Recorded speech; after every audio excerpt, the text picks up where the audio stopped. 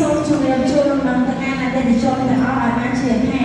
រាល់របស់មានតម្លៃដែលអតិថិជនបានជួបបានខុសបរិវេណសុខភាពរបស់យើងខ្ញុំក្នុងករណីដែលបុគ្គលិក Super Lucy រើម៉ាយើងខ្ញុំនឹងយកទៅរក្សាទុកនៅក្នុងសម្ពាធនៅវិទ្យាល័យខាងលើខាងមុខសូមអរគុណ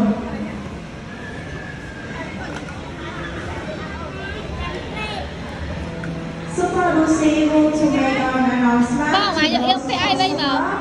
em mà nhóc em mình em đúng rồi. I told in case our Super Lucy staff found it. Our staff will be planned it at the lost and found at the front cashier desk. Thank you.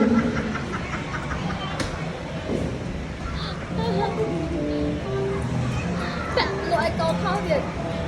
ăn xương nó tức hồi rồi nhảy á bà